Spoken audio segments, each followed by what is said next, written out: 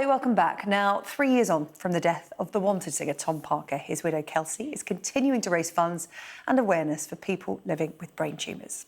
As part of those efforts, a third annual charity football match is going to take place next month to help the charity ahead of the game provide physical, mental and emotional support to those living with a cancer diagnosis. And Kelsey, I'm delighted to say, joins me now in the studio. Kelsey, it's lovely to see you. Thanks for having me.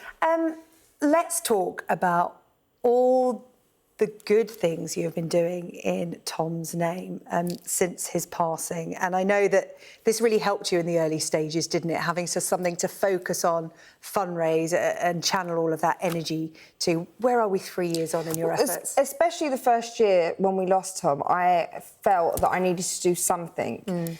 And I was writing my book and I was with my friend Lisa and I was like, look, can we do like a charity football match? Can we do something? He loved football. Yeah. So this is actually our third year of the charity football match. And you know what? For me, it's keeping his legacy alive for the children. It's all about my kids. And also, when you're in the world of brain tumours, it's such a dark place and such a sad place and you feel helpless.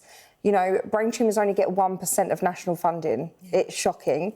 And the standard of care hasn't been changed for 30 years. So for me, it's still keeping Tom alive and everyone knowing that, you know, there could be a light for someone else at the end of the tunnel. And it's so shocking, isn't it? Because you associate brain tumours with older generations, but brain tumours are the leading cause of cancer deaths in children and adults under 40. They're the biggest killer, yeah, in children and under 40s. And there's so many children and under 40-year-old people that I've met that I've lost on this journey, that me and Tom lost on this journey. So I'm doing it for them as well.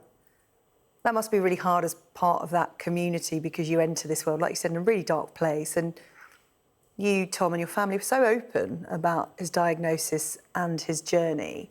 And people really felt invested. Yeah. Clearly the wanted fans, obviously, but, you know, wider section of the public as well. And what's it like being part of that community? Because as you said, you lost people along the way, but you're clearly still involved and you want to help. And research is key, isn't it? Research is key. And also you just want hope. And I feel like I'm giving people hope that I'm still, you know, even after losing Tom, we are still trying our best to keep brain tumours in the forefront of people's mouths. Everyone's still talking about it. We're talking about it on the news. Yeah. Because that's what's important. Yeah. It's ultimately to still make awareness happen for brain tumours. You want his loss to be a catalyst for change. And for the kids to know that, you know, that we did lose their dad, but we're still, as a family, still shining a light for Tom. Yeah. And how are you doing? Because, can I say congratulations, you're expecting with your new partner. And again, you've been very open about that when the time is right for you, of course. And it's important to talk about that because that can be a taboo subject, can't it? Moving on after you've lost a partner. Tom spoke to you and spoke openly about the fact that he wanted you to have a life after he'd gone. How are you feeling now? Do you know what? It's not even about the moving on. Like, Will is such a massive supporter. He's going to be there on the day. You'll never leave Tom behind. No, Tom is, he's a massive part of our family and our journey. And do you know what? I'm just so excited that I'm having another baby and that I still have that hope and life still within me. Yeah. Some real positivity to come out of what has been a really dark time for you and your family. But me and Tom were always the positive Parkers and we always spoke about that. And I think, you know, in such darkness, you need a bit of light and you need that positivity. Yeah. People haven't been so kind, though, have they? A small section of people, and we know it happens online. What's that been like? Because I know that you've been trolled for continuing your lives, for wanting your kids to be happy and have a future and for mummy to be happy. What's that been like for you? Because that can't be easy at any time, particularly, you know, trying to keep Tom's legacy alive and being pregnant. Yeah, it's hard. And for me, I just would love to say to people, walk a day in my shoes. Yeah. And I have gone through such a lived experience that I'm just doing my best and just don't be like a little less judgment, a little more kindness, really, for everything I've been through. Just be happy for me. Because do you know what? My friends and family are, and that's all that matters. Do you find talking about it publicly helps? Because, as I said, there's a taboo with people moving on after they've lost their partners. Don't know why. You're so young, you've got a whole life to lead, and so has your kids.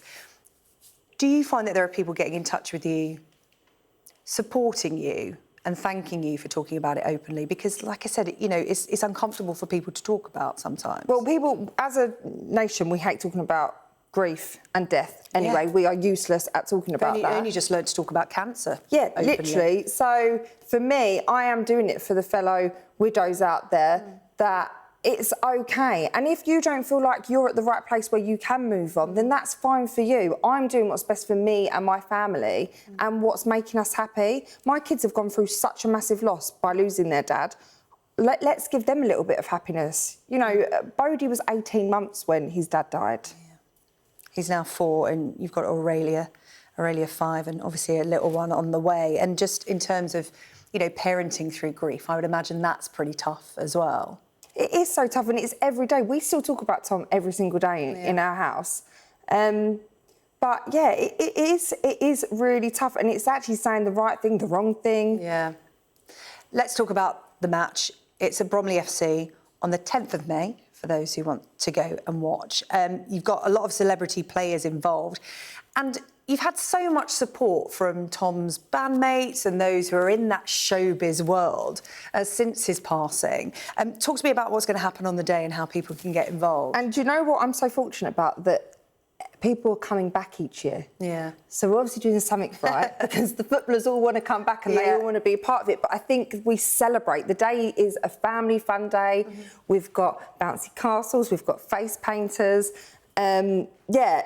And then obviously you've got some lovely celebrity men running around. Well, there you go, a lot of selfies to be had. A lot of selfies to be had. And it's for Ahead of the Game Foundation. And just talk to me a little bit about the work they do, because I mentioned the, you know, mental health support as well as the physical support as well that they provide. Well, like what I was saying, that when you're actually diagnosed, the standard of care hasn't changed 30 years, and there's a lot of alternative treatments that can help you. So with Ahead of the Game, we are helping rehabilitate, helping people with physio. We've got a hyperbaric oxygen chamber. We are doing so much, and that's with Dave Bolton, who is actually an 11-year survivor of a glioblastoma. Wow. So he gives hope, and Dave will be there on the day.